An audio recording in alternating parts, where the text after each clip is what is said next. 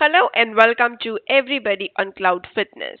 So in today's video, we are going to check out variant data type in Databricks. We are going to see this new data type that has been introduced in the Spark and it is open source as well now. We will check how we can actually utilize it in Databricks. In case you guys want to connect with me on LinkedIn, I will leave the link in the description box, as well as if you guys need any kind of one-on-one guidance, maybe resume review or any kind of technical session, you guys can check out TopMate as well. Apart from that, you guys can also check out my website bhavnabedi@graphy.com, where you would see few courses that I have already launched as of now related to the Databricks as well as Fabric. So when you talk about variant, so what exactly is a variant? Variant, I said that it's a data type. It's a new data type which is specified specifically for storing semi-structured data. So if you want to store semi-structured data, that is when this variant data type comes into picture, and specifically it is used for the JSON structure. Now, this is a little different than the other data types because here binary encoding is implemented in the background instead of the plain text. So if you are using JSON, right, in your day-to-day activities, it's just a plain text. When you're storing it, it's just a plain text. But when you specify it to be a variant data type, then in that case, your data is actually stored in a binary encoded format instead of the plain text, which makes it easier for Spark to pick up the data that you have specified in your select queries and improve the performance. Now, variant is particularly useful when JSON sources have unknown, changing, and frequently evolving schemas. So when I say that, traditionally, if you are getting anything, so let's talk about how was it before variant came into picture. So you have your JSON data that is coming in the JSON format. Then what you would typically do, you would either parse that particular JSON into a table. So what you are eventually doing, it's not that much flexible, right? You have to kind of either rely on the schema inference or you have to define the table schema in advance, right? So in this particular case you are losing out on the flexibility part. And then the other thing that you would prefer doing is that you would load the JSON into a table as a string, right, and parse this JSON string each time when the table is queried. And whenever you want to get the data from that table, what do? You parse that JSON. But while taking in the data from the source, you are taking the JSON as a string itself. Now, in that case, what is happening? Again, you are querying a string eventually, right? So it is going to slow down your queries.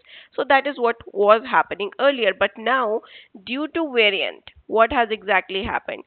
It is a binary encoded format in which your data is stored, and it allows both flexibility as well as the performance in the data that you are ingesting and querying, right, without specifying the schema as well. We are going to see this how in the session that we go through, we will go through the notebook which uses variant data type. Now, variant provides an order of magnitude performance improvement compared with storing semi-structured data as a JSON string. So if you are storing the data as a JSON string and then you are querying the data, it basically provides you 20x performance improvement. 20x performance improvement when you are using variant data type. Now, the variant binary encoding allows processing the data much faster than parsing your string, and that is why you have that much query improvement or query performance improvement. Similarly, when you talk about this variant data type, variant binary expressions, right, and the variant binary encoding format, this is already merged with the open source Spark. So if you go and check out the Spark documentation, uh, you will actually see that the variant data type is already present in the open source version of Spark as well. So the implementation of variant binary encoding format is packaged in an open source library starting DBR 15.3 in Databricks. So if you want to use it in the Databricks, choose Databricks runtime 15.3 and above. So if you are going to use a cluster where Databricks runtime is below 15.3 and then you use variant, it is going to give you an error that you are using unsupported data type, which is variant. So you have to use DBR 15.3 and above. Now this we have already explained that the binary encoding format allows for the faster access and the navigation of data when compared to string, and that is why we have variant type right now. So when you say variant, now how we are going to use it? So that is what we are going to see in the session as well. But there are certain functions that have come up along with the variant data type. So for example, parse JSON. So parse JSON is a function which will be commonly used whenever you are using variant data type. So this parse JSON will take an input which is nothing but it's a JSON string column. It takes a JSON string column as an input, the parse JSON function, and it converts it into a variant data type. So you can see a SQL example over here. Select parse JSON, right, from whatever table you want to specify. Similarly, if you want to check it in terms of Python, right, df.select again is the same function over here, parse JSON, and inside it you are going to provide JSON string column. Apart from parse JSON, now parse JSON is a commonly used one, but apart from parse JSON, there are other functions as well that variant data type will support. So parse JSON, what it will do, it will construct a variant from a JSON string, right? You are passing in the JSON string within the parse JSON function. When you use toJSON, you are going to convert a variant to a JSON string. Similarly, variant get, cast, schema of variant, and variant explode, all of these are the functions that can be used with the variant data type. Now when you talk about the performance part, right, this is something that was discussed in Data and AI Summit as well. When we talk about the performance benchmark, so there are two benchmarks, right? I have just now talked about 20x performance. So if you look at, if the data set is denormalized to nested JSON records or nested variant records, then in that case you will see 20x performance difference than your normal strings. Similarly, if the rows of each table is converted to a flat JSON record or variant record, then in that case you are going to see 8x performance difference. That is what is claimed by the Databricks in the Data and AI Summit. And this is just a graphical representation of how much performance improvement you can expect. So now let's move on to the Databricks notebook where we are going to see the usage of the variant data type. So now if you see, I'm saying over here, create table. Let me say a store table. You can pick up any table as select. I am now passing in parse JSON. Now this is the function that we discussed, that inside this parse JSON you can actually provide a JSON string. So right now you can see inside this parse JSON I have this whole JSON string available over here, and this is nothing but it's a stas statement, create table as, right? So this is just a stas statement. If I run this, you will actually see that create table store as select from a JSON, right? So I'm just giving a JSON input, right? Now in this JSON input, the moment I have put parse JSON at the out, what it is going to do, it is going to convert it into a variant, right? And let's proceed ahead. Now as this is running, the second command, if you see, it is nothing but it is extraction of the data. So you already have this table called as stored, right, that we have created at the top. So this is the store table, create table as stored from parse JSON. Now this JSON, if you look at this, it has a store. Inside store again the data is nested. Now if you come down, you have owner, and then you have zip code, and then you have this fb.fb, then you have test ID. And if you want to extract the data, right, now the first level, if you want to extract the data from the first level, how do you do that? You do it using colon over here. So if you see, select raw colon owner from store. Now this is the first level, right? The table is raw, right? This, if you see, this is the alias. Now if you see, select raw colon owner from the store. Now if you run it, so output will be AMY, AMY. So this is how exactly this functions.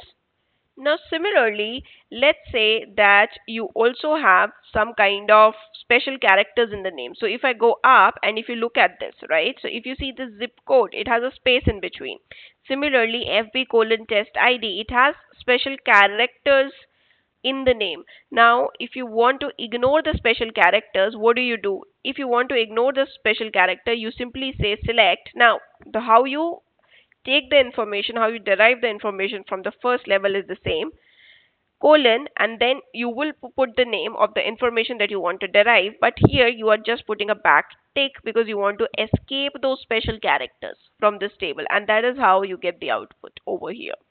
Similarly, if you want to get the nested field, right, and this is pretty common, we have been doing the same in the traditional method as well. So if you see, select raw colon store dot bicycle. Now if I go up, right, if I go up, if you see store is the first level, so that's why raw colon store, and then you are checking bicycle, right? So that is why you are the next level, the next granularity level, you are going ahead with a dot. So that is how it is. Now let's go what's check and what's the data. So bicycle, if you see, is the price and color, right? Now if I go here and let me simply run this and let's see how the data looks like. So this is how your data is coming in. Now the same thing, if you do it with the JSON format, like a pure JSON format, you are not going to get this kind of an output. You are going to get a textual output. You can also see the difference in the output. You can visualize it. Now similarly, if I want to say, if now here in this case, I can also use brackets. So I have used dot here. In the similar way, I can also use brackets if I want to go one step ahead from the higher level. If I want to go one step ahead, I can also use brackets. In this case, that will also result in the same output itself. Now similarly, if I want to get the index element, if I want to now, if I have within the variant is the whole structure. Now within the variant, if you want to get into an array and fetch the value from the array, so let's see how. Now if I go to a fruits over here in the JSON that we have, so here, so if you look at this, the first outer level is store. Inside store, the second level is your fruit. Now inside fruit, if you look at this, you have an array, right? You look inside this square data type, right? What exactly it is? It is an array. Now if you want to fetch the value over here inside an array, right, how do you do that? Now the moment you check this, you will see that again, raw colon, because raw is the first level, then the next is store, and then what I want inside the store, fruit, right? Now if I say, now here I'm going to use indexing, right? Now this is the indexing. Now the moment I run it, you will actually understand what I'm talking about. In fact, let me just remove this data set and simply run it for the store. So if you see here, I've used indexing to go to the fruit, get the first index, and then get whatever is at the second index. So if I do that, and let me just show you. Now what has happened? Apple 8, pear 8, pear 9. So if I go up, if you see what is at the first index, inside an array, whatever is at the first index, that starts from 0. Whatever is at the second index, that starts from 1. So it has given me what is at 0 and then what is at 1. So this is how you actually work and try to fetch the value. Now similarly, if you want to flatten the data, so when I say flatten the data, so the first level, right, that we have is the store level, right? So if I again go back up in order to show you, so if you look at this parse JSON, and inside it, the first level itself is store, and then you can see the store, it starts from here, it goes inside the store, you have fruit, basket, book, until here, and you have bicycle. Till here, it's all about the store. Now the first level, the store, the first value itself is stored. Now if you want to flatten this data, now when I say flatten this data, you want to understand that inside store, what is the next level? The next level is fruit, the next level is basket, the next level is book, and what is further inside it, right? Now if you want to further segregate it, how do you do that? Now the moment I come here, you can see select key comma value. Now the key will be what? Key will be the next level after the store. So the next value, the next level after the store was fruit, bicycle, right?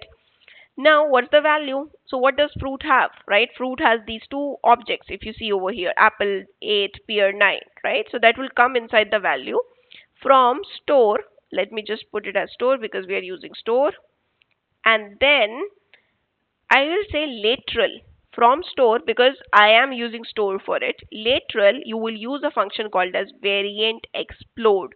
Now this variant explode, right, it is used after the from only, and you are going to give the differentiation over here. So when I say differentiation means you have to specify from where you want to get the data. You want to get the data from the store level. So that's why you are going to mention here colon and store. So if I run this, I think that is when you will easily get it. So it just helps you to flatten the variant objects and array. So if you see over here, what's the key? Basket, bicycle, book, fruit, and whatever is the value which is present inside. So you can see how it looks. So if let's go and check one by one. So let's go to basket. So if I go at the top, so you have this basket. So whatever is the value that is coming in, it is coming in over here, right? That is what your value is. Similarly, it will also give you fruit, book, basket, and bicycle. So let me come down over here.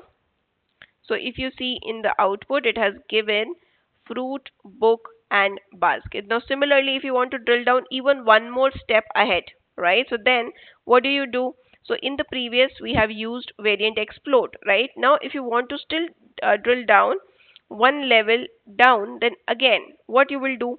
You are going to use the indexing again here. So if you look at the bicycle, right? Now this is index 0. So let me just run this and show you. So this is the index 0. So what is exactly happening? So if you look at this basket, right? Let me from here this output itself, let me show you. So if you look at this basket, now this basket, the value is an array, right? Now inside this array, you are asking for the first element of the array, which is nothing but 1, 2, and this particular dictionary that you have. Now here, if you see, what has happened? You have tried to explode basket and its first value. That is how variant explode can also be used to further explode your data. Now similarly, if you want to change the data type, right, when you're returning. So if you look at this raw store dot bicycle dot price, right? So the moment you look at this price, raw store bicycle price, if you want to make sure that the output is a double, right, instead of a string, then what do? You just simply say colon colon and the data type that you want to get. So let me just remove data set from here and run it. So now you will see that the output is nothing. If you see this 1.2 over here, right, what it is? It is double. Now you might ask that, okay, let's remove the double from here as well and then run it. So right now it's double, but if you do not put, you know, any data type over here, by default it is going to consider the value itself as variant. So if you look at the symbol is nothing but this is a variant data type. So if you put back over here as a double, then you will see the change in the symbol itself and it becomes a double by default. Now similarly, if you want to cast it into a certain data type, you can also do that. So if you look at this particular statement, right, select cast. I am saying just select cast. Cast what?